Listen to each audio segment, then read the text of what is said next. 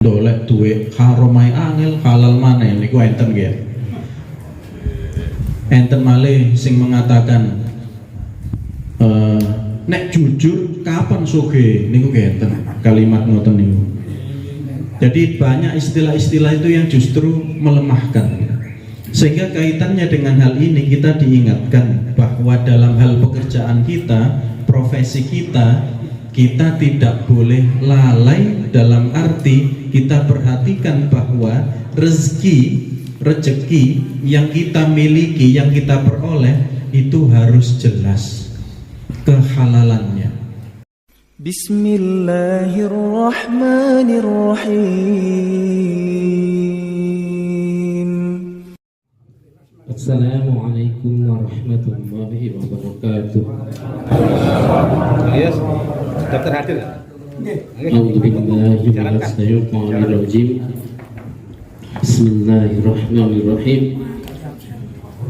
Innal hamdalillah nahmaduhu wa nasta'inuhu wa na'udzu billahi min shururi anfusina wa min sayyiati a'malina. May yahdihillahu fala mudilla lahu ومن يضلل فلا هادي له أشهد أن لا إله إلا الله وأشهد أن محمدا عبده ورسوله قال الله تعالى في كتابه الكريم يا أيها الذين آمنوا قوا أنفسكم وأهليكم نارا رب اشرح لي صدري ويسر لي أمري واحلل عقدة من لساني يفقهوا قولي أما بعد Hadirin kiram, orang alim yang insyaallah dirahmati Allah, bapak-bapak anggota pengajian Kamis yang insyaallah juga dirahmati Allah. Amin. Semoga segala amal ibadah kita diterima oleh Allah dan diampuni segala dosa-dosa kita, sehingga kelak apabila kita dipanggil Allah dalam keadaan husnul khatimah. Amin. Salawat serta salam kita haturkan kepada junjungan kita Nabi besar Muhammad sallallahu alaihi wasallam beserta keluarga, sahabat dan orang-orang yang mengikuti sunnah beliau hingga akhir nanti. Bapak-bapak yang dirahmati Allah, saya cuma membuka acara.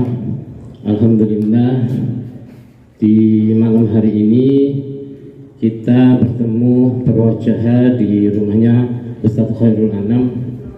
Semoga segala apa yang disampaikan oleh Ustadz ilmiawan nanti menambah keilmuan kita, menambah amal ibadah kita, dan sebagai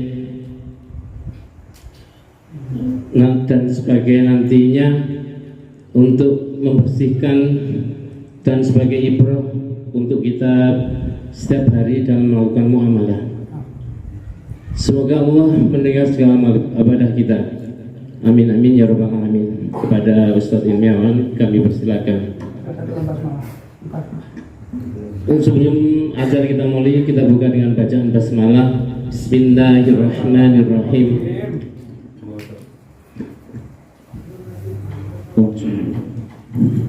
Langsung nih. Bismillahirrahmanirrahim. Assalamualaikum warahmatullahi wabarakatuh. Alhamdulillahi rabbil alamin. Allahumma salli wa sallim wa barik ala nabiyyina Muhammadin. Syukur alhamdulillah atas segala nikmat yang diberikan Allah. Salawat serta salam senantiasa tercurahkan kepada Rasulullah Muhammad sallallahu alaihi wasallam. Bapak-bapak, malam hari ini saya sampaikan jazakumullah khairan katsirah fid dunya wal akhirah. Barakallahu fikum jami'an. Insyaallah apa yang kita laksanakan pada malam hari ini akan menjadi amal jariyah, menambah pahala kita dan mendekatkan kita ke jannah. Yang saya hormati para asatidah, para ustadzat, mungkin ada yang di dalam saya tidak tahu begitu. Kemudian juga yang saya hormati ketua pimpinan ranting masih. Alhamdulillah. Ngawur. Alhamdulillah. yang pada malam hari ini sudah memberikan sambutan. Yang saya hormati Ustadz Khairul Anam selaku tuan rumah. Alhamdulillah saya bisa berkunjung pada akhirnya Ustadz. Beberapa kali WA ke Ustadz Khairul, beliaunya juga ada kegiatan begitu sehingga belum bisa silaturahim ke rumah beliau yang di sini. Dan juga untuk para sesepuh, bini sepuh dan tokoh masyarakat yang insya Allah kita bersama-sama ingin senantiasa mendapatkan rahmat dari Allah Subhanahu wa Ta'ala. Yang akan kita bahas pada malam hari ini adalah terkait adab berniaga, atau bagaimana kita ini seorang mukmin mendapatkan rizki yang halal, rizki yang thayyib. Karena bagaimanapun juga saat ini kita mendapati bentuk orang berniaga, berdagang, jual beli itu berkembang luar biasa, sehingga yang kita khawatirkan kalau kemudian ternyata cara kita berdagang atau berniaga itu tidak sesuai atau justru bertentangan dengan aturan Islam. Sebelumnya saya akan mengambilkan di dalam kitab Al-Adabul Mufrad hadis nomor 266 dalam kitab Al-Adabul Mufrad di bab 133 diberikan judul bergurau. An Bakrin bin Abdullah qal kana ashabun Nabi sallallahu alaihi wasallam yatabadahuna bil bittih fa idza kanat dzil haqa'iqu kanu humur rijal. Dari Bakr bin Abdullah ia berkata, para sahabat Nabi, jadi kana ashabun Nabi sallallahu alaihi wasallam, para sahabat Nabi sallallahu alaihi wasallam itu ketika yatabadahuna bil bittih, ketika bercanda itu sampai melempar bittih. Itu ada yang menerjemahkan semangka, ada yang menerjemahkan labu. Di dalam penjelasan hadis disampaikan bittih itu adalah sesuatu yang lunak gitu. Jadi buah yang lunak. Seperti kita misalkan bisa bercanda, bisa guyon dengan teman itu ketika dekat dan berani untuk melempar kulit kacang godok misalnya. Guyon terus nyawat kulit kacang godok itu hanya teman yang kita tahu dekat. Tidak sembarang orang guyon terus disawat, bisa ketukaran nih. Jadi bagaimana sahabat Rasulullah itu begitu dekatnya sampai ketika bercanda melempar bittih. Ini guyon. Artinya sahabat Rasulullah itu ya tidak selalu serius meteng-meteng terus gitu. Artinya ada kondisi di mana sahabat Rasulullah itu juga bergurau, juga bercanda. Akan tetapi fa idza kanatil haqa'iqu kanu humur rijal, yang digunakan apabila masalah yang dihadapi adalah masalah serius, masalah penting, mboten guyon, maka beliau langsung menjadi rijal. Dan sebagaimana kita ketahui, rijal niku nopo bapak-bapak? Kalau zakaro, zukur, Rijal laki. yang laki-laki yang mana? Zakaro atau rijal? Maknanya sama. Maknanya sama. Kalau kita lihat dalam diksi Al-Quran, kita akan melihat, nanti jangan cek ya ketika membawa Al-Quran. Kalau zakar itu alatnya laki-laki. Nah, Ini orang Arab tahu ini. Kita mengenal istilah zakaro wa untha. Ada laki-laki, ada perempuan. Kita juga mengenal kata rijal, rojul. Di dalam Al-Quran ketika kita mengecek kata rijal dibandingkan kata zakaro, zukur, rijal itu disertai dengan karakter yang tidak bisa lepas darinya, berbeda dengan zakar. Kalau kemudian kita melihat kembali, ternyata kalimat rijal itu tidak sederhana. Para nabi itu rijal atau zakaro yang digunakan dalam Al-Quran. Nah ini nanti coba jangan cek kembali, karena sekali lagi rijal itu, makanya di dalam ar-rijalu qawwamuna 'alan nisa digunakan kata rijal, bukan kata,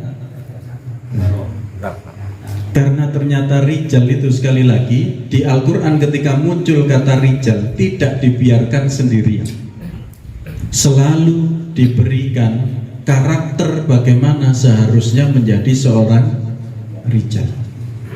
Ada karakternya, disebut rijal itu. Nah, yang menjadi juga pengingat kita bahwa kita ini adalah rijal. Jenengan yakin kalau jenengan adalah rijal? Karena di dalam istilah Jawa itu banyak kata-kata yang menyebutkan, misal rapi bondo iku tok, enggak. Kan wonten kalimat seperti itu, artinya mengarahnya kepada laki-laki, bukan kepada rijal, laki-lakinya saja. Enggak. Enggak, belum boten wonten. Dan keliru. Misalkan saya ambilkan satu ayat saja, nanti di rumah bisa dicek. Di dalam tafsir disampaikan menjadi laki-laki, zakaro, menjadi laki-laki itu adalah takdir yang diberikan Allah. Kita tidak memilih untuk menjadi laki-laki. Sampai hari ini kita laki-laki, dan laki-laki itu diajarkan untuk lemah lembut karena kebiasaan umumnya laki-laki itu keras, begitu. Tetapi laki-laki tidak diajarkan untuk lemah gemulai. Karena ini yang dikhawatirkan hari ini mulai muncul. Banyak laki-laki yang lemah gemulai atau dikenal dengan boti istilahnya anak sekarang. Jadi laki-laki tapi lemah gemulai. Disampaikan diantaranya, nanti bisa dicek di dalam surat An-Nur. Alhamdulillah nih gua kacamata kula ketemu ya, matur nuwun. Niki kula patosi mulai pengawasan dan griya jenengan. Member masuk aja, Mike. Ini jajar Bang Yas nih. Enak sih. Jajar Bang Yas. Alhamdulillah. Mendekat Ustaz tambah baik. Monggo. Udah, masuk. Member menurut Belum tadi pengemara. Alhamdulillah. Kau tadi jajar Bang Yas kali keturunan George. viral. Mari kita lihat di dalam surat An-Nur. Ini satu saja, surat An-Nur, surat ke-24 ayat ke-37. Ada kata rijalun diterjemahkan dengan orang-orang. Di dalam tafsir disampaikan dua hal. Kata rijal, rijalun maksudnya orang-orang, karena penyebutan laki-laki di dalam Al-Quran itu menyertakan wanita. Di sisi lain, rijalun itu yang pas dalam bahasa Indonesia kita adalah pria. Bahkan tadi di dalam hadis terjemahnya itu adalah laki-laki sejati. Kalau saya menyebutkan pria sejati ini kayak iklannya rokok. Jadi penyebutan rijal itu begini karakternya. Rijalun la tulhihim, yang dia tidak dilalaikan apa? Tijaratun wala bai'un an dzikrillah. Seorang laki-laki itu tidak boleh dia dilalaikan oleh perdagangan maupun perniagaannya. Maksudnya apa? Maksudnya ada dua hal. Lalai dengan pekerjaan atau perniagaan sampai kemudian melupakan ibadah. Ini yang pertama. Yang kedua, lalai dalam arti nyambut gawe gak ngereken halal, gak ngereken haram. Sing penting oleh duit akeh. Nah, istilah kita orang Jawa ini kan banyak, dolek duit haram ae angel, halal mana niku enten nggih. Enten malih sing mengatakan nek jujur kapan soge niku enten kalimat ngoten niku. Jadi banyak istilah-istilah itu yang justru melemahkan. Sehingga kaitannya dengan hal ini kita diingatkan bahwa dalam hal pekerjaan kita, profesi kita, kita tidak boleh lalai dalam arti kita perhatikan bahwa rezeki yang kita miliki, yang kita peroleh itu harus jelas kehalalannya. Nah, ini sebagai pengingat kita terkait dengan pentingnya rizki, atau kita sering menyebutnya uang, harta, sekarang disebut cuan, yang halal. Karena seorang rijal itu ketika dia disibukkan dengan pekerjaannya, dengan perdagangannya, maka yang bisa menjadikan dia senantiasa tetap tenang dalam pekerjaannya adalah ingat kepada Allah. Jadi andzikrillah. Ada istilah lelaki itu tidak bercerita, ngoten ya.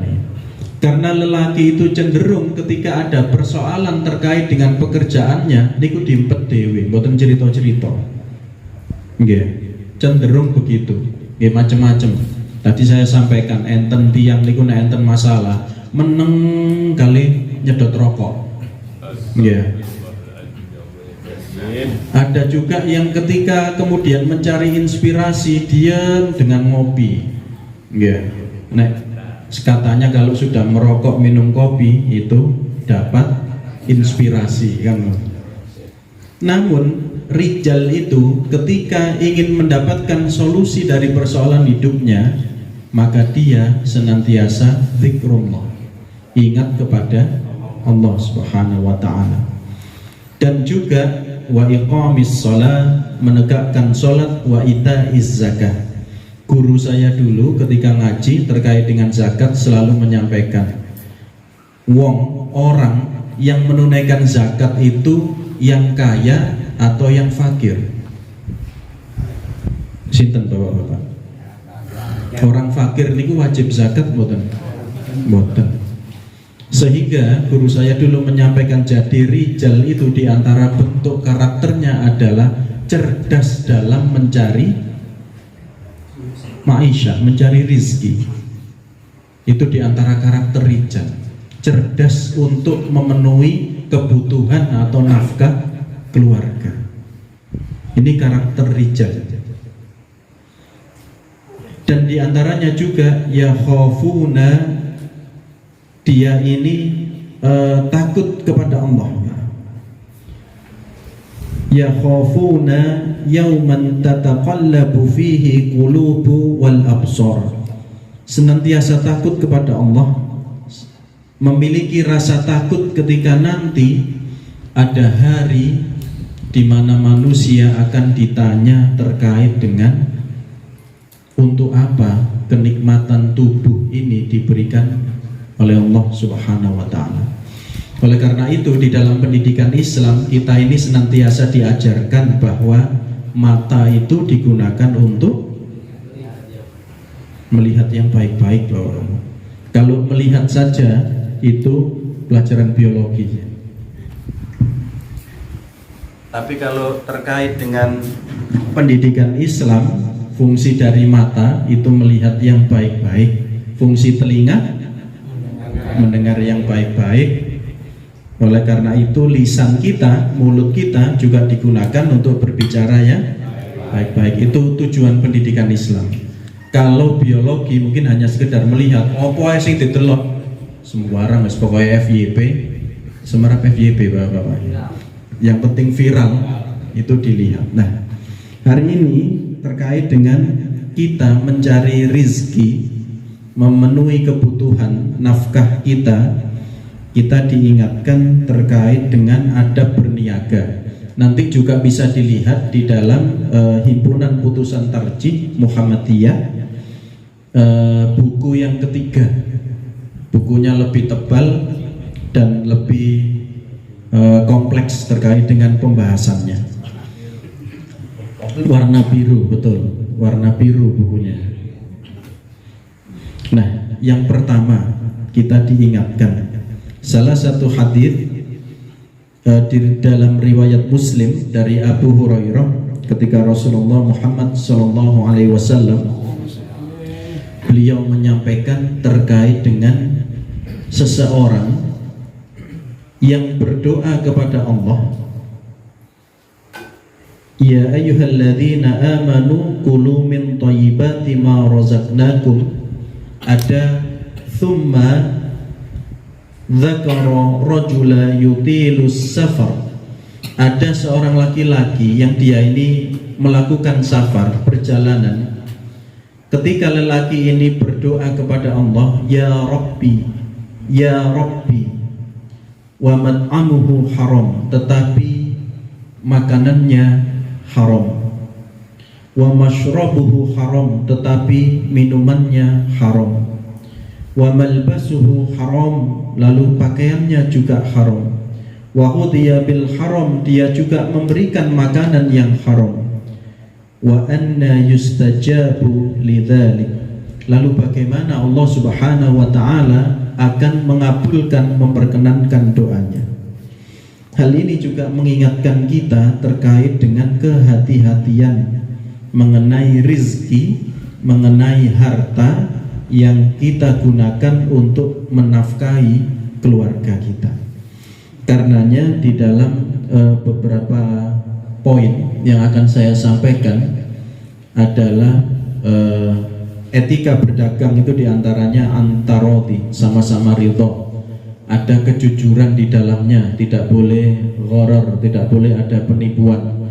Nah, diantara yang sering saya temui, ini yang saya sampaikan, yang sering saya temui adalah bentuk jual belinya, bapak-bapak. Jenengan insya Allah tidak asing dengan istilah jual beli najasi. Nggih, nate pirang. Guru saya dulu menerjemahkan dengan jual beli provokasi. Ada yang menerjemahkan dengan jual beli persepsi harga. Ada juga yang menyebutkan dengan jual beli yang di dalamnya ada unsur untuk menipu. Nah, hal tersebut menjadikan jual beli tidak lagi ada keberkahan di dalamnya. Di antaranya kita diingatkan terkait dengan keberkahan, bapak-bapak. Hadis riwayat Bukhari dari Abu Hurairah radhiyallahu anhu, bahwasannya beliau berkata, qala Rasulullah sallallahu alaihi wasallam, ta'amul itsnaini kafi thalathati wa ta'amul thalathati kafil arba'ati. Di antara gambaran rezeki atau harta kita itu berkah, barokah, itu sampai-sampai makanan 2 orang itu cukup untuk 3 orang, makanan 3 orang cukup untuk 4 orang. Ini gambaran bagaimana rizki itu barokah. Guru kami dulu menyampaikan, kalau kita beli sesuatu yang kata orang barang itu awet, merek tertentu itu awet, ternyata ketika kita beli kok cepat rusak, itu kita harus introspeksi diri. Ada persoalan apa kok barang yang dibeli orang itu awet, saya beli mereknya persis, tipenya persis, kok rusak, gurung wayai rusak, kok rusak, itu kita harus introspeksi diri. Bagaimana kita memperoleh harta, itu kita introspeksi diri. Selain pemakaiannya bagaimana. Nah, diantaranya kita diingatkan di dalam hadis riwayat Imam Al-Bukhari mengenai jual beli. An Ibni Umar anna Rasulullah sallallahu alaihi wasallam naha an najas. Jadi Rasulullah sallallahu alaihi wasallam melarang jual beli najasi. Di sini diterjemahkan penipuan. Guru saya dulu mengistilahkan provokasi atau provokatif. bentuknya bagaimana dulu. Nah ini kalau dulu bentuknya, misal ada penjual memiliki seekor onta. Onta itu harga wajarnya, harga pasar 100 dinar. Tetapi orang yang jual onta ini mengajak teman-temannya, istilah sekarang talent. Niku mengajak combe, semerap combe ya. Jadi dia itu seolah-olah menawar, tetapi hanya untuk menaikkan harga, sehingga orang yang benar-benar akan membeli merasa kalau, wih berarti ini lewarang aja nih. Padahal harga di pasar umum harga itu. Ini kalau dulu bentuk najasinya seperti itu. Sehingga onta yang awalnya 100 dinar ditawar oleh temannya sendiri, combe itu 130 dinar. Seolah-olah onta itu harganya tinggi. Orang yang mau beli merasa, wih berarti onta ini baik, sehingga dibeli oleh pembeli itu 140 dinar. Padahal harganya sejatinya hanya 100 dinar. Itu zaman dulu. Hari ini bisa jadi ketika kita jualan terjebak dalam hal tersebut tapi tidak sadar. Contoh yang hari ini banyak terjadi misalnya, review palsu. Nggih. Kan kita ini kadang tumbas niku nggih online ya. Ten Shopee ngoten niku nggih, Tokopedia dan lain sebagainya. Ternyata di antara toko-toko itu yang mereka lakukan adalah yang membuat review adalah teman-temannya sendiri, buzzernya sendiri, combe istilahnya. Tapi ini combe online gitu. Nah ini rating yang sebenarnya ratingnya itu kecil, seolah-olah ratingnya tinggi. Kita yang tidak tahu percaya, sehingga muncul kemudian dalam jual beli itu orang beli iPhone dikirim paving. Iya, gitu. Orang beli iPhone dikirim pecahannya genteng, loh gimana? Itu terjadi. Gitu. Kenapa? Karena menganggap loh toko ini loh reviewnya bagus, ya. Yang mereview di bawahnya juga positif, barang terbaik. Wah ini bisa pesan lagi, datang tepat waktu dan sebagainya. Ternyata yang mereview itu adalah teman-temannya sendiri. Jadi kita harus hati-hati. Kenapa ini termasuk najasi? Disampaikan adalah ini perbuatan yang menipu, provokatif secara online, membuat seolah-olah barang itu barang yang bagus. Banyak sekali sekarang ini angin nih lho Pak, disate dengan harga yang mahal. Bagaimana caranya? Katanya ini dia itu menunjukkan video ke Swiss Pak, ke Swiss, kemudian ke pegunungan yang udaranya bagus. Dia itu bawa botolnya kan? Botolnya digerakkan kemudian ditutup, dijual dengan bayang. Angin Swiss. Mboten satean ngoten. Dan harganya mahal Pak. Jangan bayangkan, ya Allah, mengalahkan air mineral kita harganya. Mahal Pak, hitungannya dolar. Dan apakah ada orang yang membeli? Banyak Pak ternyata. Ada yang mereview sampai kemudian setelah dihirup katanya, ini masih enak bau udara kita. Ini ngambil udara dari mana dan lain sebagainya. Ada yang sampai jualan air mata buaya, itu ada gimmicknya itu begitu. Macam-macam, tapi itu tadi. Nah ini bedanya. Di dalam Islam kita ini menjual itu ada keriltoan antara penjual dan pembeli. Itu penting agar muncul keberkahan. Tetapi dalam teori ekonomi konvensional, teori barat itu sampai ada istilahnya penjual atau marketing yang berhasil itu adalah yang berhasil menjual kotoran dengan harga emas. Jangan bayar. Jadi dalam ilmu ekonomi umum, ekonomi barat, seorang penjual itu dikatakan sukses kalau dia bisa menjual kotoran dengan harga emas, tapi tidak memperhatikan yang dia lakukan itu haram atau halal, karena mereka tidak peduli itu. Nah, ini teman-teman yang muda mungkin sering kali melihat film di Amerika. yang mengajarkan bahwa ngerampok itu boleh, yang penting punya harta banyak untuk pensiun, walaupun harus bobol berangkas bank dan lain sebagainya. Itu sah-sah saja bagi mereka. Satu syaratnya gak konangan, lolos syaratnya nih. Yang kedua, di antara syarat mereka melakukan itu adalah uangnya besar, bisa digunakan untuk pensiun. Jadi mereka akan pergi ke negara-negara berkembang seperti Indonesia, menghabiskan duit. Dari mana duitnya? Dari ngerampok. Tapi sekali lagi, rijal, kita mukmin itu dilarang. Ini sebagai pengingat. Jadi di antara bentuk najasi modern ini adalah review palsu. Yang kedua yang juga kita temukan, komentar-komentar palsu di grup WhatsApp atau live shopping biasanya. Jadi misalkan ini ada yang jualan itu live, yang memberi komen, yang like dan sebagainya ya teman-temannya sendiri, sehingga seolah-olah bahwa barang itu laris. Atau mungkin ada yang mengatakan begini, ayo barangnya tinggal satu, padahal stoknya masih banyak. Ini kita hati-hati kalau jualan juga. Pak, niki lho kantun niki tok, padahal ten bengkel niki keuangan. Kantun niki tok nek jenengan mboten tumbas rugi jenengan. Atau kadang ngeten, saestu niki lho. Napa kulaane mawon dereng angsal. Misalkan kalimat ini ya. Kulaane mawon lho dereng angsal, padahal pun badi. Tapi menggunakan saestu atau kadang bersumpah. Saestu lho, Bang. Wallahi nih lho sampai ngoten iki lak medeni nek pun ngoten.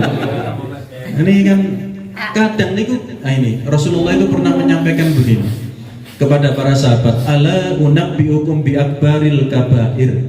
Maukah engkau aku tunjukkan dosa besar yang paling besar? Ini bukan kabair saja, tapi akbaril kabair. Sudah dosa besar paling besar. Mboten medeni. Yang pertama sebagaimana kita ketahui, dosa besar yang paling besar nomor satu niku no.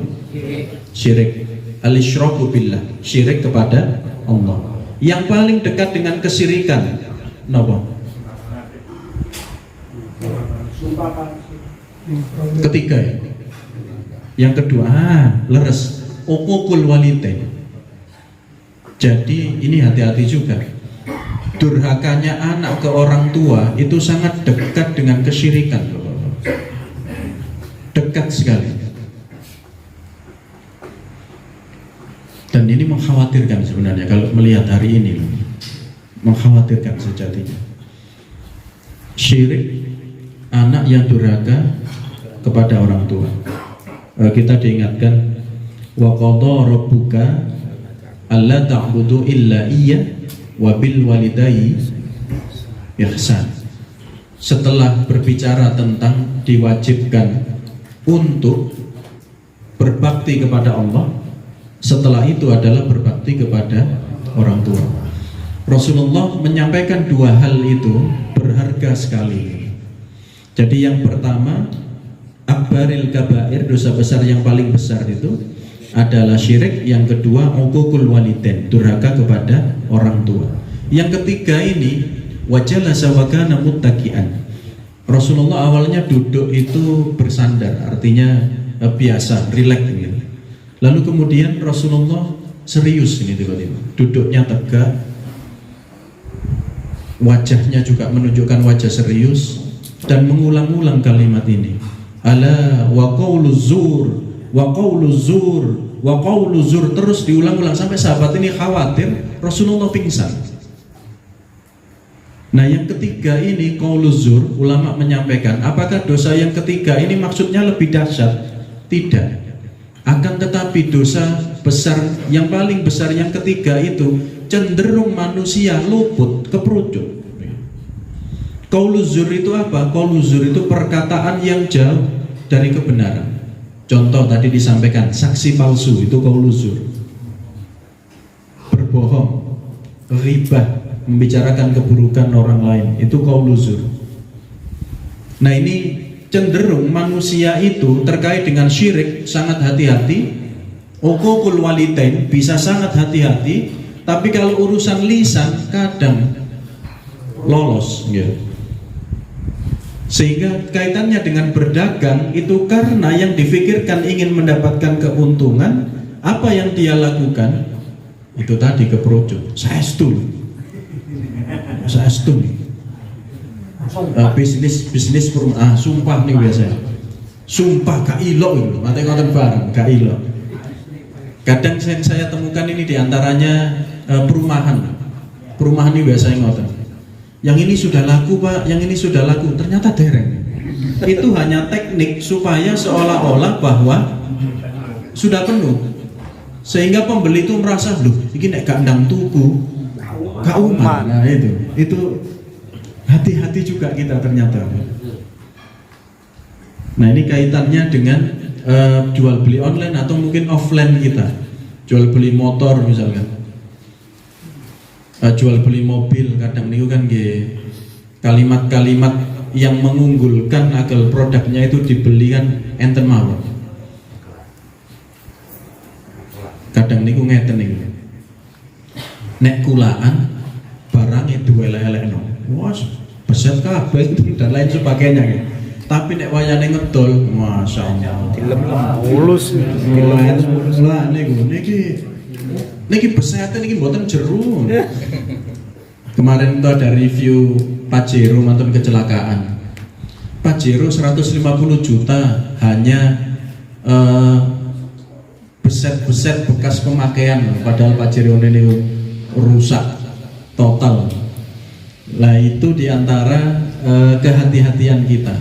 Sekarang bentuknya macam-macam. Tadi disampaikan ada fake review, review dengan bohong, order rekayasa niku ngenten.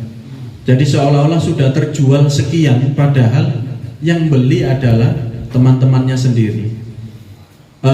Bid fiktif lelang itu juga sama. Tadi saya sampaikan dalam lelang itu bisa jadi kadang yang menawar itu adalah combenya, temannya sendiri. Testimoni yang menyesatkan. Nah ini juga bagian dari najasi. Saya memakai, nah ibu-ibu nih biasanya skincare niku wah ngalang-alai film horor Pak Sani. Lho nggih saestu niku. Bapak-bapak niku ningali film horor biasa, tapi nek empun dijak mlebu nang gone toko kosmetik saged deg-deg jenengan. Lho nggih niku ngalang-alai film horor. Kenapa? Karena harga skincare hari ini ngalang-alai harga makanan pokok, Pak. Ngalang-alai beras. Kata anak-anak gadis hari ini, beras itu nomor 2. Yang pertama skincare. Nah, nek damel berani bojone jos. Tabarruj itu kan dilarang. Tapi kalau untuk suaminya, masya Allah. Kemudian testimoni itu justru misalkan saya setelah menggunakan krim ini jerawat saya hilang sampai hidung saya tidak kelihatan. Ternyata setelah dipakai mboten enten efek atau tambah berutus gitu ya, tambah hilang. Ini hati-hati karena beberapa kali cukup banyak kejadian. Kemudian buzzer tadi disampaikan, istilah FOMO ini anak muda. Jadi tadi saya sampaikan FOMO itu diantaranya menyampaikan kalau barang ini barang terakhir, setelah itu tidak ada lagi. Kados siyen niku menawi numpak angkot nih lho, biasane makelar niku bunga-bunga ngeten. Ayo terakhir. Padahal nggih wingking kita sekanten gitu. Nah ini yang muda-muda insyaallah paham ini kalau jual beli. Kalau praktek ini di dunia online itu cukup banyak. Offline itu ternyata nggak ada kaitannya dengan hal tersebut. Nah ini kehati-hatian. Yang pertama tadi adalah jual beli najasi istilahnya. Kemudian di antara jual beli yang lain yang juga saya melihat dan juga menemukan, ini kehati-hatian kita, ada jual beli yang disebut dengan bai'il hasah wa an bai'il gharar. An Nabi Hurairah taqal naha Rasulullah sallallahu alaihi wasallam an bai'il hasah wa an bai'il gharar. ada yang disebut dengan jual beli kerikil. Nah, kalau ini diterjemahkan, Rasulullah itu melarang jual beli kerikil. Tetapi yang dimaksud adalah bukan larangan jual beli sertu. Loh, berarti aku lak dodol watu bangunan gak oleh. Mboten. Kerikil ini ada dua penjelasan diantaranya. Makna secara bahasa, batu kecil atau kerikil disebut hasoh karena transaksi itu ada beberapa bentuk. Yang pertama, penjual berkata, lemparkan kerikil ini, barang mana yang terkena kerikil harus kamu beli. Jadi prakteknya dulu itu ada, misalkan orang beli kain, karena komoditas kain pada zaman itu sangat luar biasa, kain itu mahal. Makanya kita mendapati sahabat Rasulullah itu ada yang benar-benar fakir, hanya memiliki satu kain. Kalau dipakai ditutupkan atas, yang bawah kelihatan, dipakai yang bawah bagian atas kelihatan. Fakirnya sampai begitu. Kalau kita hari ini pakaian niku outfitnya saged beda-beda ya. Hari ini pakaiannya seragam ini, hari ini pakaiannya seragam ini. Tapi sahabat Rasulullah dulu sampai begitu. Oh, helm abang, kelambi abang, sepeda motor abang, sampai ngoten ini. Ya Allah, kita hari ini. Jadi ketika kemudian ada beberapa sak kurma ini di dalamnya tidak tahu apakah ini kurma yang baik, kurma campur baik dan tidak baik, kurma jelek, tidak tahu di dalamnya. Cara jual belinya bagaimana? Melempar kerikil. Kerikilnya jatuh di sak yang mana atau di keranjang yang mana harus diambil. Harganya sama. Ya, skatus pres-presan istilahnya ya. Itu sama. Pres-presan sien itu macam-macam, bayar, di bawah ini ada stiker, ada nopong ya. Terus njabut tali Pak sien ini. Njabut tali seret nek olehne stiker wageng ya. Stiker ageng kadang jabut itu mboten enten napa-napa, mboten angsal. Nah itu diantaranya bai'il hasoh itu begitu. 94 nih. Ya, tas enten. Bentuk yang kedua, penjual berkata, jika saya lempar kerikil ini, maka akad jual beli otomatis selesai. Artinya lemparan kerikil menjadi akad untuk jual beli. Atau pada zaman itu ketika akan membeli kain, kain apapun yang dilempar oleh pembeli, karena dalam bungkusan yang dilempar oleh penjual kepada pembeli, itu artinya akad jual belinya sudah tuntas, tidak ada khiyar. Jadi langsung dilempar, kainnya pas bagus ya, untung dia, kainnya pas jelek ya sudah. Ini diantaranya. Bentuk yang ketiga, pembeli berkata, tanah yang dijangkau lemparan kerikil itu menjadi milikku. Jadi dulu jual beli tanah ini kan belum ada ukuran standar. Cara belinya bagaimana? Dengan harga yang sama.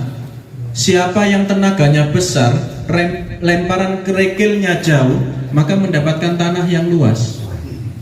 Yang lemparan kerikilnya itu tidak begitu bertenaga, ya dapat tanah yang tidak luas. Nah ini diantaranya bentuk transaksi pada masa jahiliyah, sehingga oleh Rasulullah SAW hal ini dilarang. Nah hari ini bentuknya ternyata kita bisa menemukan cukup banyak. Jadi di dalamnya tadi ada spekulasi, ada horor, ada ketidakjelasan, potensi sengketa mesti itu. Potensi eker-ekeran, tukaran itu mesti. Kemudian ini tadi yang saya sampaikan. Nah, mystery box misalnya. Jadi sekarang itu ada jual beli, di dalam kotak, di dalam kotak ketika membeli, tapi tidak tahu di dalamnya itu isinya apa. Anak-anak sekarang itu banyak membeli action figure Pak namanya. Jadi apa bahasa Indonesia? Karakter kados animasi dari Jepang gitu ya. Nah betul. Tapi tidak tahu Pak, karena di dalam box. Sehingga kadang dapatnya bagus sesuai keinginan ya, seneng dia. Kadang boten ya sumpek. Kok oleh ini. Bayangkan misalkan jenengan karakternya Doraemon ya. Doraemon itu kan karakternya banyak ya, enten Nobita, enten Suneo, semerap Doraemon ya. Mungkin kalau cerita Doraemon boten nyambung. Ada anak-anak itu mengejar inginnya ketika membeli itu dapat karakter yang beda-beda. Tapi ketika setiap membeli karakternya sama terus, nah, maka kemudian muncul ini kejengkelan itu muncul dan kita tidak bisa mengembalikan, retur tidak bisa. Apa yang ada di dalam box itu harus menjadi akad, tidak bisa dikembalikan. Kemudian lagi diantaranya membeli barang karena foto yang direkayasa, lebih-lebih AI sekarang Pak, ya Allah ngeri. Nah ini wong jenengan niki kula foto titik cekrek terus kula jajaraken artis ngoten pun dados ya nih. Terus di-share. Bapak-bapak yang tidak tahu AI langsung meyakini, loh. Iki Bang Yos iki ambek sopo? Iya. Kok ambek Mama Gupron? Kena makoli niku ya. Lagi. Itu sangat bisa dan tidak hanya foto. Saat niki jangan hati-hati. Saya beberapa kali ditelepon itu suaranya persis Pak. Bahkan nuwun sewu.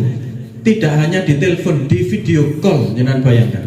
Di video call itu wajah teman saya, suara teman saya, walaupun ada glitch istilahnya. Tasih enten kedip-kedipe ngoten niku tasih enten. Tapi saya tidak tahu 10-15 tahun ke depan.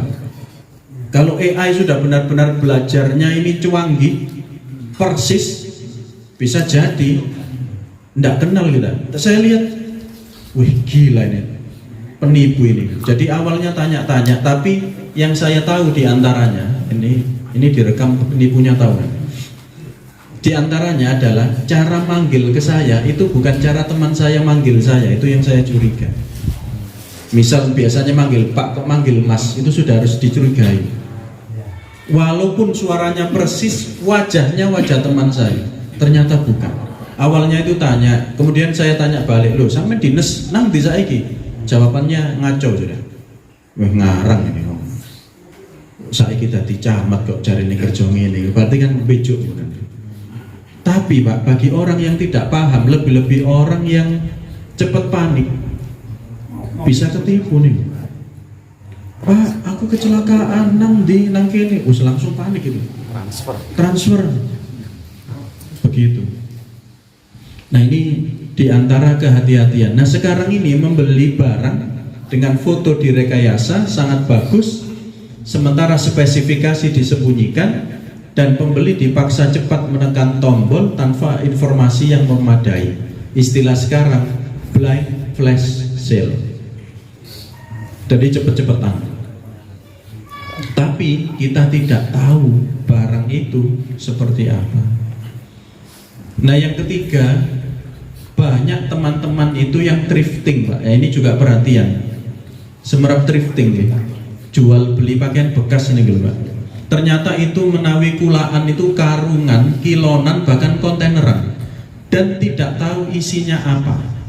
Nek wayane untung ya, dapat satu kontainer itu bajunya bagus-bagus, ketika dipelei untung dia. Tapi kadang satu kontainer ketika dibuka mboten saged didol. Karena membelinya kontainernya kuncian Pak dan doting. Sampai tuku kontainer sing endi? Ngoten sistemnya, atau sampai tuku karung sing endi? Sistemnya begitu. Nah, kucing dalam karung istilahnya. Jadi ini diantara beberapa yang kemudian banyak kita temukan terkait dengan jual beli hasol. Kita juga mendapatkan istilah yang mirip dengan itu terkait dengan jual beli mulamasah dan munabadzah. Hasol 3 ini. Yang sistemnya kalau di mulamasah, jual beli mulamasah itu wajib membeli jika ada pembeli yang menyentuh barang. Menyentuh berarti membeli. Kemudian ada juga munabadzah. wajib membeli jika ada penjual yang melempar dagangannya ke pembeli tanpa memeriksa terlebih dahulu, seperti bentuk khasoh tadi, barangnya dilempar, akad jual beli terlaksana. Nah, ini menjadi perhatian kita.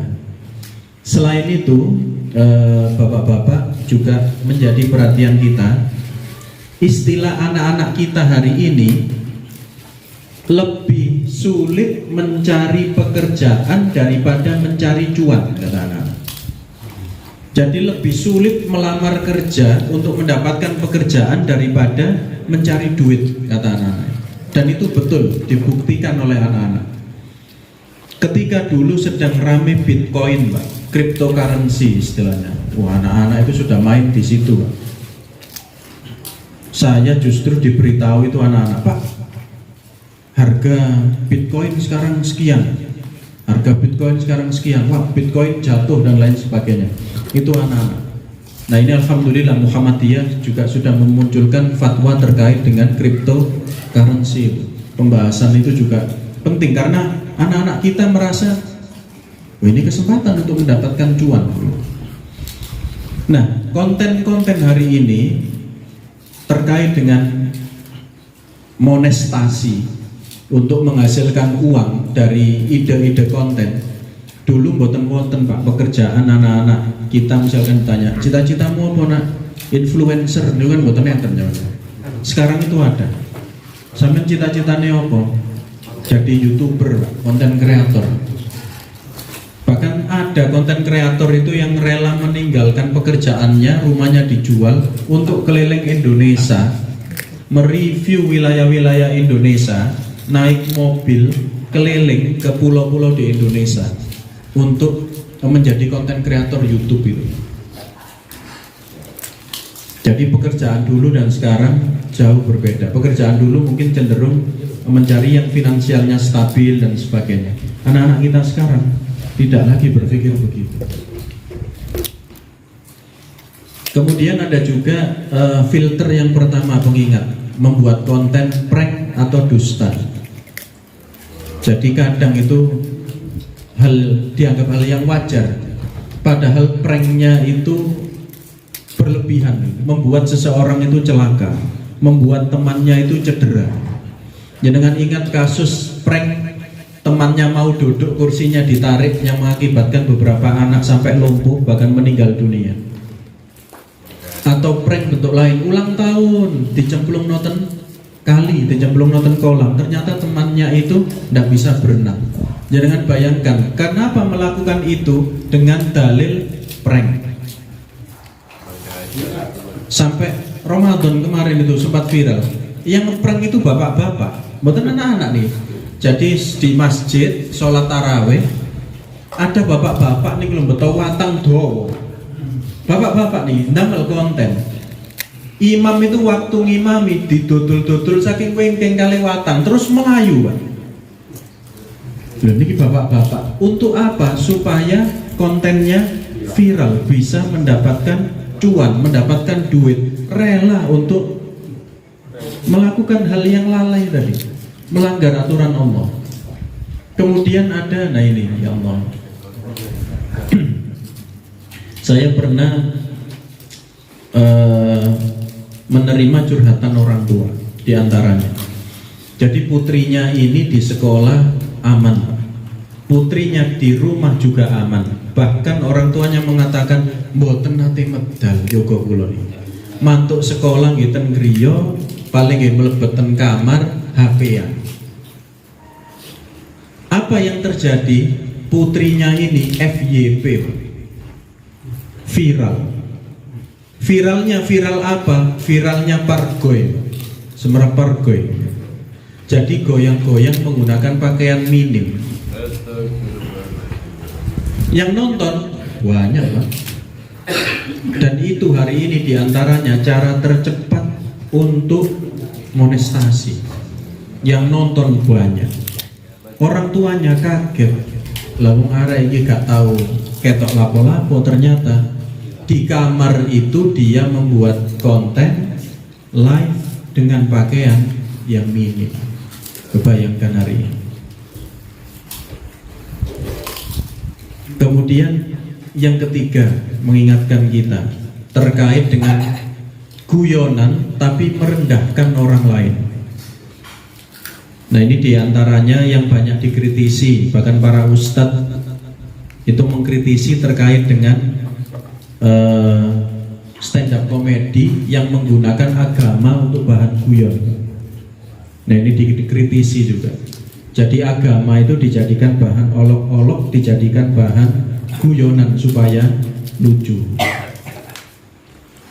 Kemudian yang keempat, normalisasi maksiat. Sekarang itu konten-konten menunjukkan kalau dia pernah berhubungan seksual dengan siapa saja, itu bukan hal yang tabu itu, malah dicerita-ceritakan dan jadi konten sekarang.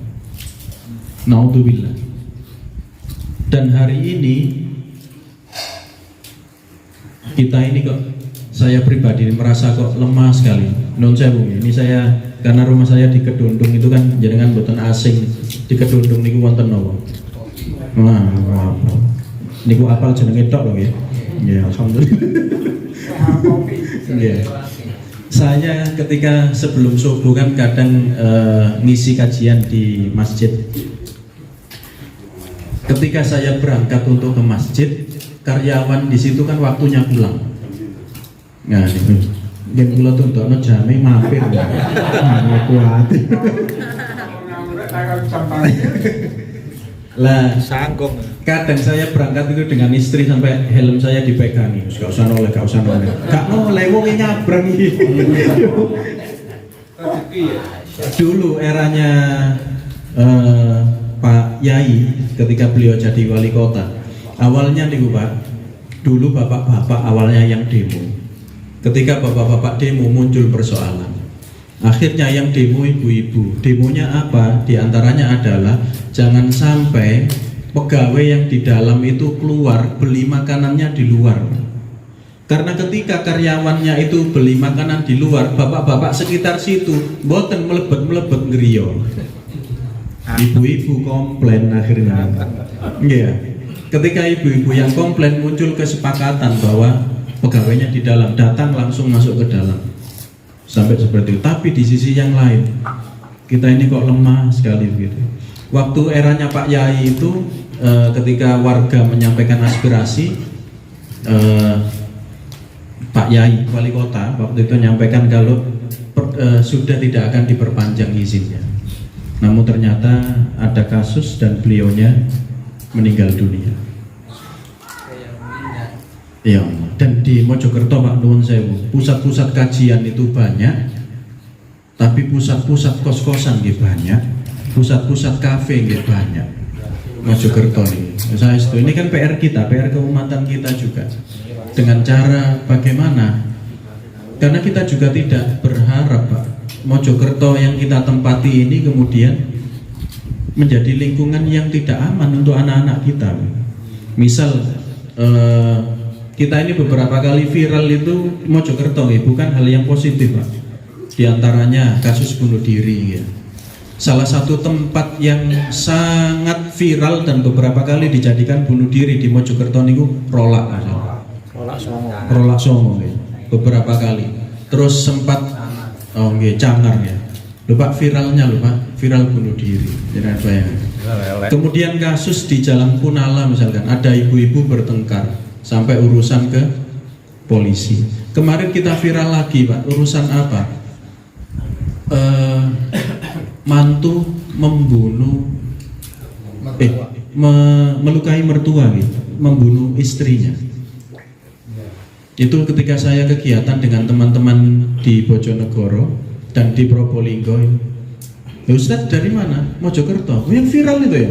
Saya kira viralnya positif Pak. Ternyata waduh kok ngono viralnya. Dan lingkungan ini diantaranya dalam sholat kita diajarkan selain mendoakan diri kita, mendoakan lingkungan kita. Kita ini punya banyak istilah yang mengkhawatirkan sebenarnya. Contoh, kampung narkoba. Yeah. Istilah itu kan ada. Ini tadi saya di WA untuk khutbah besok harus menyampaikan bab tentang narkotika. Khutbah besok. Khawatirnya apa?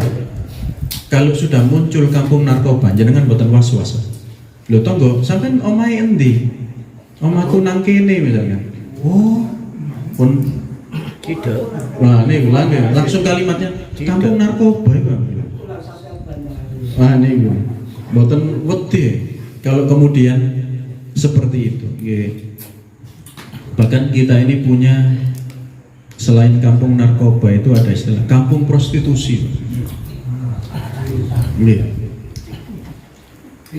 Ya Allah, ini kan juga PR keumatan sejatinya. Kita harus bergerak seperti apa gitu. Nah, betul itu. Ini yang juga menjadi PR harus kita bahas, kita diskusikan. Nah, diantaranya hari ini terkait dengan mencari cuan itu, ada yang kenapa rela membuka aurat? Karena ternyata kalau dulu orang ngamen itu kan keliling dari rumah ke rumah. Kalau sekarang ngamen itu cukup di depan handphone, Pak. Di kamar, betul. Dan yang nyawer, tidak main-main itu istilah sekarang, nyawer paus. Sawerannya itu paus, pinten paus nih. Kalau khawatir nek jawab cocok tahu. Jadi banyak itu yang seperti itu.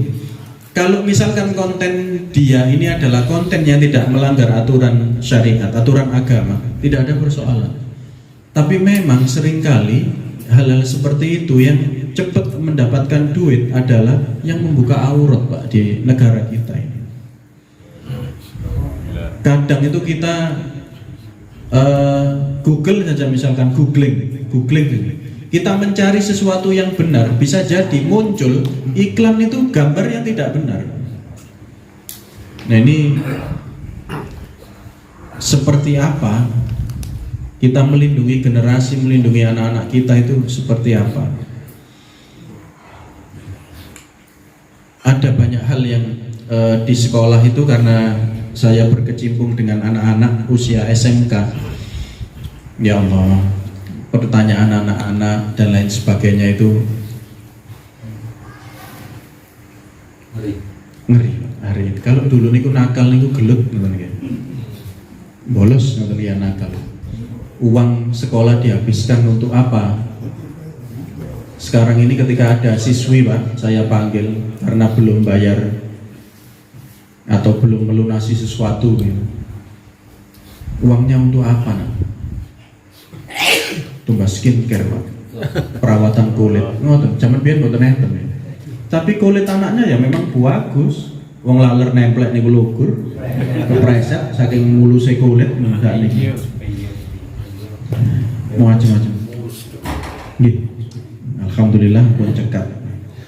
Saya tutup terakhir, kita sebagai orang tua, bapak-bapak punya kewajiban untuk mendidik anak-anak kita. Jangan sampai, saya sering menyampaikan, ada anak yang ke saya itu tanya, Pak, wonten boten dalile anak itu boleh melawan orang tua? Patus dalil, Pak, untuk melawan orang tua. Yang kedua yang saya juga deg-deg, sudah alumni, Pak, waktu kelas 12 saya tanya, boten nate melebet, boten garap tugas, kula tantuti sakjane ngono lho. Cita-citamu iku apa? Kula kepengin balas dendam ten bapak kula. Lho cita-cita. Ini yang PR sekali lagi untuk anak-anak kita. Insyaallah sementara ini saya cukupkan terkait dengan kehati-hatian kita agar senantiasa berusaha mencari rizki yang halal, karena bagaimanapun juga hal itu sangat berpengaruh terhadap diri kita, berpengaruh terhadap keluarga kita, terhadap anak-anak kita. Saya cukupi, saya kembalikan ke Bang Yos.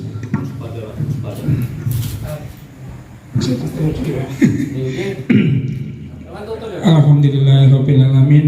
Bapak-bapak jamaah kajian rutin Kamis malam Jumat yang dirahmati oleh Allah.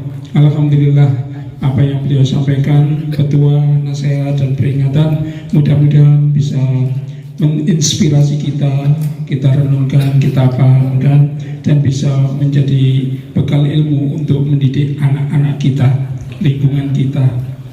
Dan alhamdulillah pada malam hari ini juga terkumpul infak sebesar Rp267.000. Alhamdulillahirrahmanirrahim.